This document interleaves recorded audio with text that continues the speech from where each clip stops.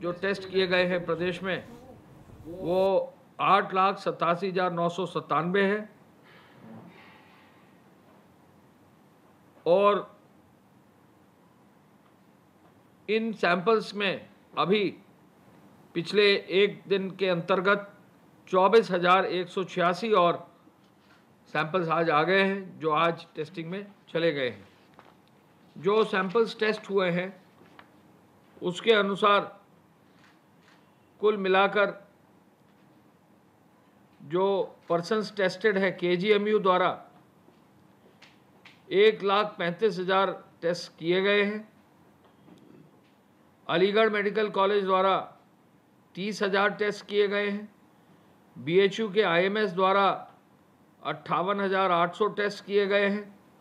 Meerut medical college द्वारा 60,000 test किए गए हैं। SGPGI द्वारा 70,700 टेस्ट किए गए हैं। गोरखपुर के RMRC द्वारा 34,567 टेस्ट किए गए हैं। BRD मेडिकल कॉलेज द्वारा 26,544 टेस्ट किए गए हैं। सैफई इटावा द्वारा 38,357 टेस्ट किए गए हैं। झांसी द्वारा 32,941 टेस्ट किए गए हैं। प्रयागराज के मेडिकल कॉलेज द्वारा 38,829 टेस्ट किए गए हैं। लोहिया के इंस्टीट्यूट लखनऊ द्वारा 50,161 टेस्ट किए गए हैं। आगरा SNMC द्वारा 29,886 टेस्ट किए गए हैं। GSVM कानपुर द्वारा 45,000 टेस्ट किए गए हैं। जिम्स नोएडा द्वारा 13,000 टेस्ट किए गए हैं। IVRI बरेली द्वारा भी जो है 17,391 टेस्ट किए गए हैं। NIB नोएडा द्वारा 36,900 टेस्ट किए गए हैं। IITR द्वारा 16,443 टेस्ट। बीरबल साहनी इंस्टीट्यूट द्वारा 11,800 टेस्ट। CDRI द्वारा भी 13,478 टेस्ट और नोएडा सुपर स्पेशलिटी हॉस्पिटल द्वारा 11,000 से अधिक टेस्ट। RML मल्होत्रा लैब्स द्वारा भी 11,000 से टेस्ट। इस तरह से प्राइवेट लैब्स के भी टेस्ट हुए हैं और सब मिलाकर जो है 8,62,079 टेस्ट जो है पूरे प्रदेश में हो गए हैं। डेली टेस्टिंग कैपेसिटी अब 25,000 से ऊपर की हो गई है और लास्ट 3 दिनों में एवरेज टेस्टिंग प्रदेश की 26,993 हो गई है। कल जो टेस्टिंग हुई थी मैंने आपको बताया 25,918 हुई है। टेस्टिंग की प्रक्रिया काफ़ी तेज हुई है और इस पर काफ़ी कार्य करा जा रहा है। गृह विभाग द्वारा पिछले समय में धारा 188 के अंतर्गत अब तक 85,033 FIR दर्ज कर दी गई हैं। कुल मिलाकर 2,18,532 लोगों को जो है उनके विरुद्ध कार्रवाई की गई है। प्रदेश में अब तक 61,000 वाहन सीज करके 40 करोड़ 11 लाख रुपया जो है कैश अब तक जुर्माने के रूप में जमा किया गया। 40 करोड़ 11 लाख। आवश्यक वस्तुओं हेतु अब तक 3,20,000 वाहनों को परमिट दिया गया है। 733 FIR दर्ज करके 996 लोग नामजद किए गए हैं और 341 लोग कालाबाजारी और जमाखोरी में पकड़े गए हैं। फेक न्यूज़ के 1698 मामले संज्ञानित करते हुए पिछले 24 घंटे में 12 मामले संज्ञानित हुए हैं, जिसमें 7 ट्विटर और 5 फेसबुक के मामले हैं। अब तक ट्विटर के 151, फेसबुक के 114, टिकटॉक जो अब बैन हो गया उसके 60, व्हाट्सएप के 1, कुल 326 मामले जो है इस तरह के हैं जिनको ब्लॉक किया गया है और अभी तक 50 FIR फेक न्यूज़ की विभिन्न जनपदों में जारी की गई है। हॉटस्पॉट्स के एरियाज़ में 2,915 हॉटस्पॉट्स में 803 थाने हैं।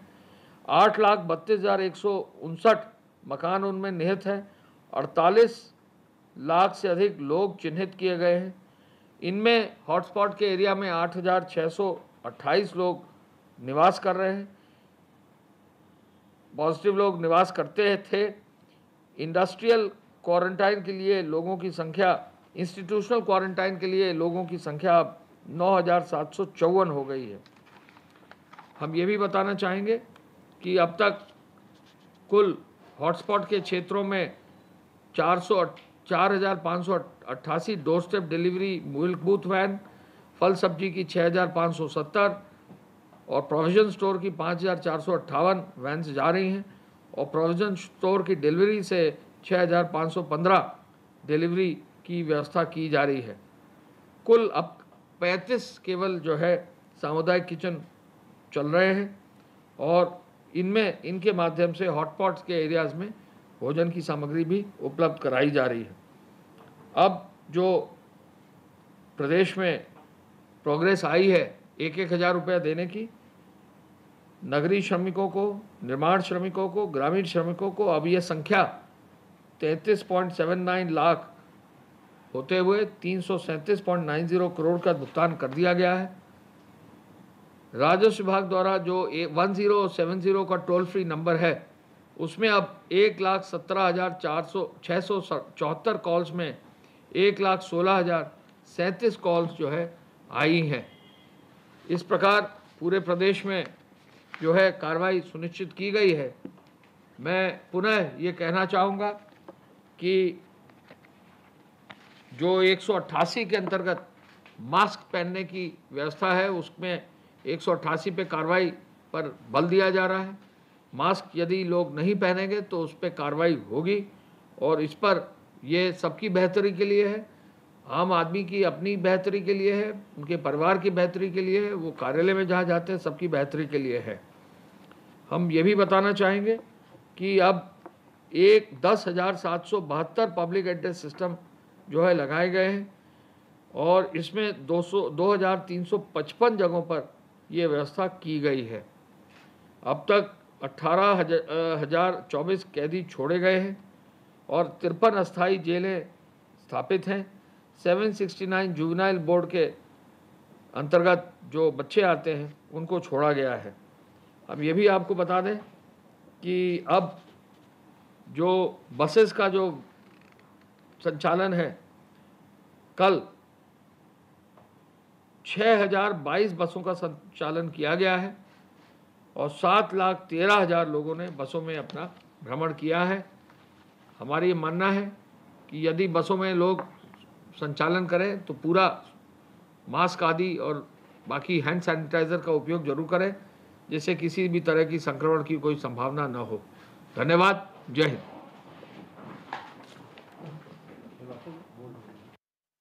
तो उत्तर प्रदेश में कोरोना के 8,718 एक्टिव केस इस वक्त हैं और कल प्रदेश में 25,918 सैंपल टेस्ट हुए हैं। हालांकि इस टारगेट को 30,000 तक ले जाने के लिए मुख्यमंत्री ने कहा है और पूरे प्रदेश में 8,87,000 टेस्ट हो चुके हैं। पूरे प्रदेश में फेक न्यूज़ के मामले में 1,698 मामलों पर कार्रवाई हुई है। तो फेक न्यूज़ पर भी सरकार लगातार नजर रख रही है। खासतौर से कोरोना को लेकर जो लोग सोशल मीडिया पर भ्रामक जानकारियां शेयर करते हैं उनके खिलाफ भी कार्रवाई का दौर चल रहा है और 8,87,000 टेस्ट अब तक प्रदेश में हो चुके हैं। जो टेस्टिंग हुई है वो 25,000 का आंकड़ा रोज का पार कर चुके हैं। लेकिन मुख्यमंत्री ने बैठक में बीते हफ्ते रोजाना 30,000 टेस्टिंग करने का लक्ष्य निर्धारित किया था और उत्तर प्रदेश सरकार की प्रेस कॉन्फ्रेंस हुई जिसमें कई महत्वपूर्ण बातें अपर मुख्य सचिव गृह अवनीश अवस्थी ने कही हैं।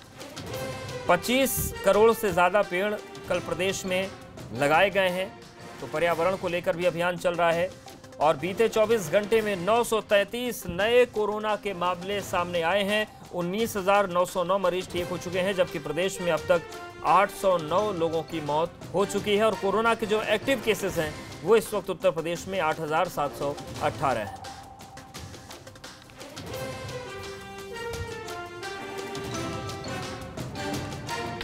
और अब बात करते हैं विकास दुबे की। अब तक 82 घंटे से ज्यादा का वक्त बीत चुका है लेकिन हत्यारे विकास का कहीं कुछ नहीं पता। ऐसे में सवाल पुलिस पर उठते हैं कि पुलिस गैंगस्टर विकास को पकड़ने में नाकाम है क्योंकि उसे पकड़ने के लिए करीब 100 टीमें गठित की गई हैं। बावजूद इसके अभी तक वो पकड़ से दूर है। इसी बीच एबीपी गंगा को हिस्ट्री शीटर विकास का 2017 का एक वीडियो भी मिला है जब एसटीएफ ने उसे एक केस में पकड़कर पूछताछ की थी जिसमें उसने कई बड़े खुलासे किए थे। विकास ने पूछताछ में भाजपा के 2 विधायकों के नाम लिए जिसके बाद खलबली मच गई है। उधर मोस्ट वांटेड विकास को पकड़ने के लिए लखनऊ से लेकर बहराइच तक पोस्टर चस्पा किए गए हैं जिससे उसका कुछ सुराग लग सके। इस बीच खबर यह भी है कि 24 पुलिसों के बाद अब 3 और पुलिसकर्मियों को ड्यूटी में लापरवाही को लेकर निलंबित कर दिया गया जबकि विकास के पास करीब 250 बीघा जमीन होने की बात पता चली है। और विकास दुबे मामले में एबीपी गंगा के हाथ जो दस्तावेज लगे हैं, जो वीडियो हाथ लगाए वो 2017 का है। उसमें उसने भाजपा के 2 विधायकों के नाम लिए हैं। विकास दुबे ने बिठूर से विधायक अभिजीत सिंह सागा का नाम लिया है, जबकि बिल्हौर विधायक भगवती प्रसाद सागर का भी नाम उसने लिया। विकास ने कहा कि दोनों ने उसकी काफी मदद की और इसी को लेकर एबीपी गंगा संवाददाता प्रभात अवस्थी ने बिल्हौर विधायक भगवती प्रसाद सागर से एक्सक्लूसिव बातचीत की। सुनिए उन्होंने क्या कहा। बात करने के लिए भगवती सागर जी मौजूद है, बिल्हौर विधायक।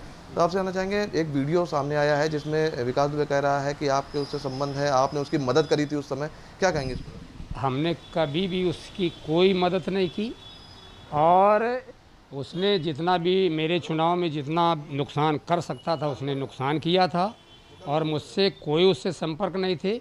ये ना किसी अधिकारी से मैंने कभी उसकी सिफारिश की, प्रदेश से लेकर के देश के किसी अधिकारी का या प्रशासन से लेकर शासन तक का एक भी रिकॉर्ड मिल जाए कि मैंने कहीं भी कभी भी टेलीफोन से भी मैंने किसी की सिफारिश की हो। ये तो वैज्ञानिक युग है और उसको निकलवा करके कॉल डिटेल देखना चाहिए। किसी के ऊपर ब्लेम लगाने के पहले इसको पूरा प्रूफ इकट्ठा करना चाहिए और एक भी प्रूफ मिल जाए कि मैंने कहीं भी टेलीफोन तक से उसकी सिफारिश की हो तो जितनी बड़ी से बड़ी सज़ा हो सकती है वो मुझको मिलनी चाहिए। लेकिन निर्दोष इस तरह से एक अपराधी अपने बचाव में किसी का भी नाम, जब भी किसी की सत्ता होती है तो कभी भी अपने बचाव में प्रेशर बनाने के लिए कभी भी किसी का नाम ले सकता है और वो अगर नाम लिया तो बहुत गलत है। और मेरा कभी भी उससे कोई संपर्क नहीं रहा, ना मैंने कभी उसकी मदद की है। देखिए, उसमें बताया जा रहा है कि जिस समय वो जेल में था, एसटीएफ ने उसको पकड़ा था, उसी दरमियान एफिडेविट दिए गए थे तो लगे थे, उसमें आपके द्वारा भी एफिडेविट डलवाए गए थे। तो कितनी सत्यता है, क्योंकि 2017 का ये वीडियो बताया जा रहा है, तो कोई संबंध रहा हो किसी तरह का? कभी भी मैंने कोई उसकी मदद नहीं की, कभी भी यहाँ से लेकर के जेल तक कभी कोई मदद नहीं की, कभी कहीं नहीं मदद की। कहीं मुलाकात होती थी उससे, आपकी कोई जान परिचय था उनका? नहीं, अब ये तो जिले में रहने वाला है और वो जिला पंचायत सदस्य भी रह चुका है, तो वो कभी किसी उसमें कहीं कार्यक्रम में मिला हो, बाकी वो ऐसे हमसे व्यक्तिगत कोई मुलाकात नहीं हुई। बिल्कुल साफ है कि विधायक भगवती सागर का जी का कहना है कि जो आरोप है, जो नाम लिया जा रहा है, वो कहीं सरासर गलत है और उसकी किसी भी तरह से विकास दुबे से कोई संबंध नहीं है। अगर किसी तरह का कोई संबंध सिद्ध होता है तो वो कह रहे हैं कि जो कानूनी तौर पर सजा होगी वो भुगतने के लिए तैयार है। वीडियो संगीत के साथ प्रभात अवस्थी, एबीपी गंगा, कानपुर। और बिल्हौर विधायक भगवती सागर को आपने सुन लिया। अब सुनिए उस दूसरे बिठूर विधायक का बयान जिनका नाम हत्यारे विकास दुबे ने अपने 2017 की पूछताछ में लिया था। अभिजीत सांगा के मुताबिक विकास दुबे ने उनका झूठा नाम लिया है और वो इसके खिलाफ जल्द मुकदमा दर्ज कराएंगे। उनसे बात की एबीपी गंगा संवाददाता प्रभात अवस्थी ने। प्रकरण में लगातार कई बातें सामने आ रही थी, जिसमें एक बात यह भी थी कि उसको कहीं ना कहीं राजनीतिक संरक्षण प्राप्त है। इसी बीच में एबीपी गंगा ने एक एक्सक्लूसिव वीडियो जो है वो दिखाया, जिसमें वो बता रहा है कि किस तरह से उसकी मदद जो है वो क्षेत्रीय विधायक समेत कानपुर के अन्य विधायक जो हैं, जो वर्तमान में भी विधायक हैं, वो करते थे, जिनमें से अभिजीत सांगा का भी नाम लिया गया है, जो बिठूर से विधायक है। हमारे साथ अभिजीत जी मौजूद हैं। अभिजीत जी, आपसे जानना चाहेंगे कि जिस तरह से आज वीडियो जो सामने आया है उसमें आपके संरक्षण की बात की जा रही है एक शातिर अपराधी के द्वारा, क्या है ये पूरा प्रकरण और कितना आपकी संलिप्तता थी उनसे? देखिए, जैसा कि मैंने आज सुबह इस वीडियो को देखा और जैसा कि आप सबके माध्यम से मुझे जो जानकारी मिली है, 2017 का वीडियो है और कोई भी वीडियो आया, एसटीएफ ने पकड़ा था, इसको जेल भेजा था और कहीं पर भी अगर हम लोगों की संलिप्तता पाई जाती तो निश्चित रूप से हम सब पर कार्रवाई अब तक हो चुकी होती। निश्चित रूप से ये अपराधी हैं, आज के अपराधी नहीं हैं, इनका इतिहास आप देख रहे हैं, शातिर अपराधी हैं। अनेकों ऐसी घटनाएं इसने की हैं जिसकी सरकार रही है, उस तरीके का ये वातावरण, उनका संरक्षण, सहयोग, इस तरह का माहौल इसने बनाने का काम किया है कि जिससे समाज में और पुलिस में और प्रशासन में ये संदेश जाए कि सरकार हमारे साथ में है।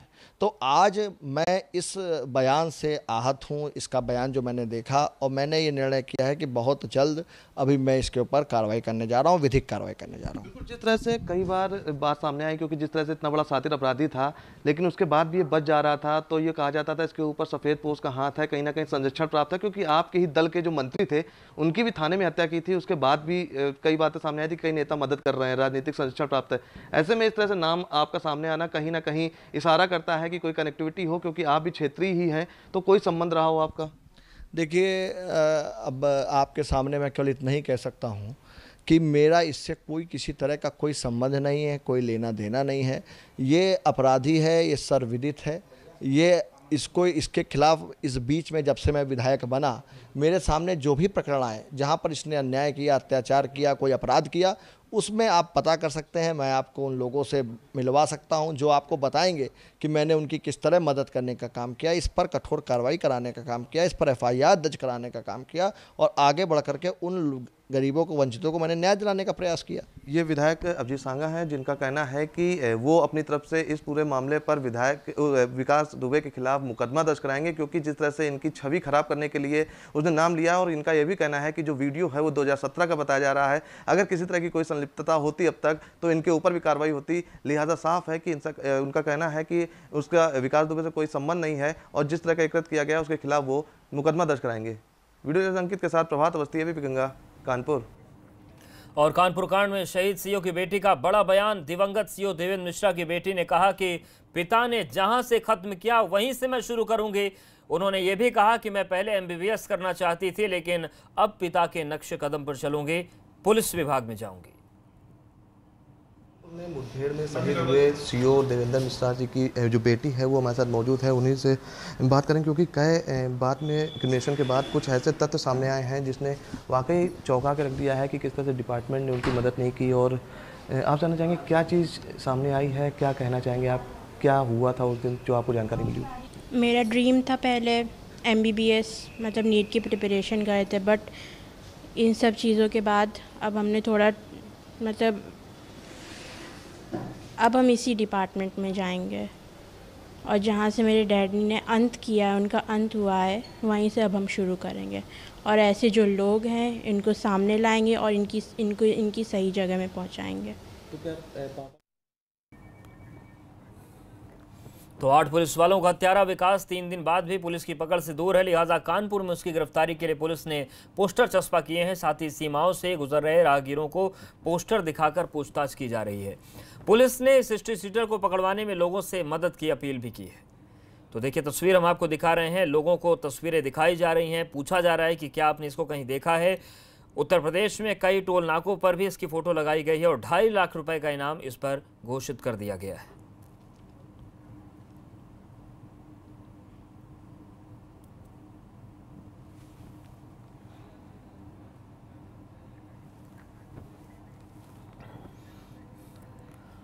और न सिर्फ कानपुर बल्कि भारत नेपाल सीमा पर बहराइच में भी इस कुख्यात गैंगस्टर की धरपकड़ के लिए पोस्टर चस्पा किए गए। हर जगह पुलिस इस अपराधी को सरगर्मी से तलाश रही है, लेकिन 3 दिन बीत चुके हैं, बावजूद इसके पुलिस अब तक इसे पकड़ने में नाकाम है। लिहाजा बहराइच के रुपई डीहा और लखीमपुर के गौरी फंटा सीमा पर विकास दुबे के पोस्टर चस्पा किए गए हैं। पुलिस को शक है कि वो नेपाल भाग चुका है, इसी के चलते उसके पोस्टर लगाकर SSB जवान हर आने जाने वाले की सघन तलाशी ले रहे हैं।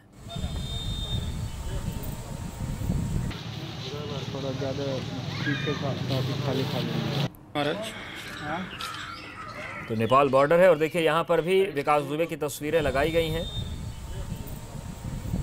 और आशंका यह है कि ये नेपाल की तरफ भागा है या भाग सकता है।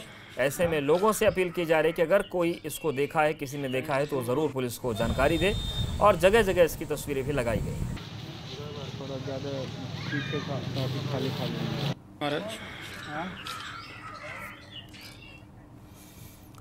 वहीं गोरखपुर की बात करें तो पुलिस ने 5 ऐसे बदमाशों को गिरफ्तार किया है जो ATM तोड़कर कैश निकालने की कोशिश कर रहे थे। सभी को CCTV कैमरे से पहचान करके गिरफ्तार कर लिया गया। दिलचस्प बात यह है कि पकड़े गए लोगों ने बताया है कि अपना शौक पूरा करने के लिए ATM तोड़ने गए थे।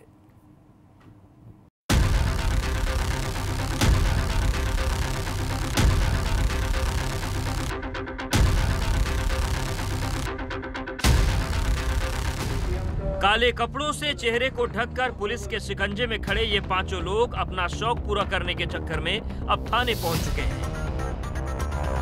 पुलिस ने इनको BSNL कार्यालय के पास शास्त्री चौक से धर दबोचा है और अब आपको दिखाते हैं कि इन शातिरों ने अपना शौक पूरा करने के लिए आखिर क्या किया था। इन शातिरों की पूरी करतूत इस CCTV फुटेज में कैद है। बस देखते जाइए इनके एक-एक करतूत। पहले एक शख्स ATM में घुसता है, वहां मशीन का मुआयना करता है और थोड़ी देर के बाद वहां पर खड़े दूसरे शख्स को बुलाता है और वो लोहे की रॉड से मशीन को तोड़ने की कोशिश करता है।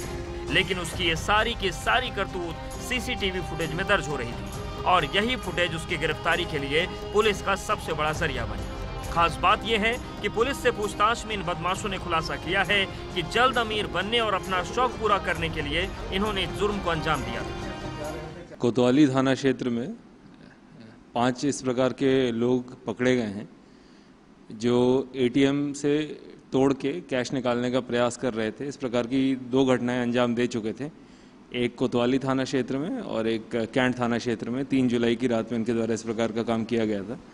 एक लोहे की मजबूत सब्बल द्वारा एटीएम के दरवाज़ों को तोड़ने का प्रयास किया गया था इनके द्वारा, और कोतवाली की टीम द्वारा अच्छा रात्रि चेकिंग के दौरान अच्छा काम करते हुए इन्हें पकड़ा गया और इनकी स्थिति संदिग्ध मिली। पूछताछ में सारा का सारा सामान मिला और बाद में जो वीडियो फुटेज रहा एटीएम के अंदर का, उससे इनका मिलान भी हुआ है।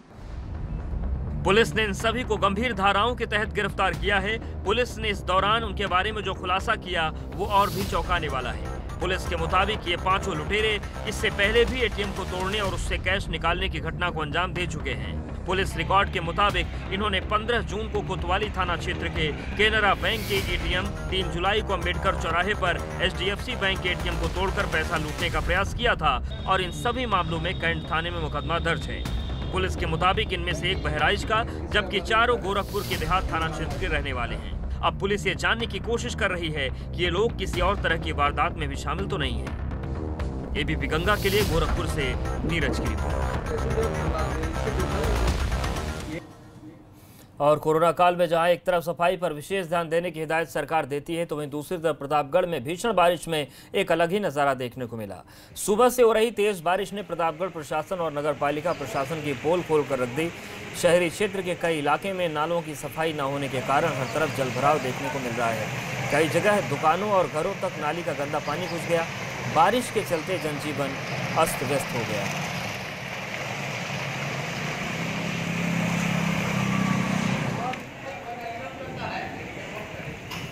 तो प्रतापगढ़ की तस्वीर आपको दिखा रहे हैं। देखिए किस तरीके से सड़कों पर इतना पानी आ गया कि अब वो घरों और दुकानों में भी घुस गया है और लोगों की जो ज़िंदगी है वो बुरी तरीके से प्रभावित हो रही है। नालों की सफाई हुई नहीं और यही वजह है कि पहली बारिश में ही प्रशासनिक दावों की पोल खुल गई। घरों में भी पानी घुस गया, दुकानों में भी पानी घुस गया।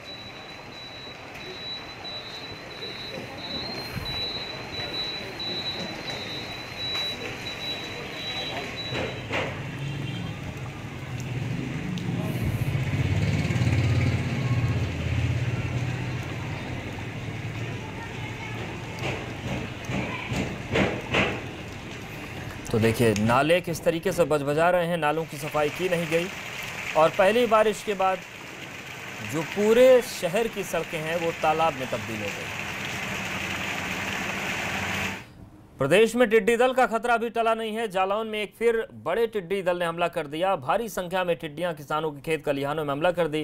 किसानों की सूचना पर कृषि विभाग के अधिकारियों ने स्प्रेयर मशीन से टिड्डी दल पर स्प्रे करवाना शुरू कर दिया है। स्थानीय प्रशासन के मुताबिक ये अब तक का सबसे बड़ा टिड्डी दल है जो करीब 1.5 किलोमीटर लंबा है। तो जालौन में टिड्डियों का सबसे बड़ा दल देखने को मिला। बड़े टिड्डी दल ने हमला किया और टिड्डियों का जो हमला है वो अभी टला नहीं है। हालांकि छिड़काव किया गया, स्थानीय स्तर पर इन पर काबू पाने की कोशिश की गई, लेकिन सबसे बड़ा टिड्डी दल जो था वो जालौन में 1.5 किलोमीटर का देखने को मिला। किसानों के खेतों में इन्होंने हमला कर दिया। किसानों की सूचना पर कृषि विभाग के अधिकारी स्प्रेयर मशीन लेकर मौके पर पहुंचे, स्प्रे करवाया गया। स्थानीय प्रशासन के मुताबिक ये अब तक का सबसे बड़ा टिड्डी दल है जो करीब 1.5 किलोमीटर लंबा था। तो देखिए किस तरीके से जब टिड्डी दल की सूचना मिली तो प्रशासनिक अमला मौके पर स्प्रेयर लेकर पहुंचा और स्प्रे के जरिए टिड्डियों को वहां पर नष्ट किया गया।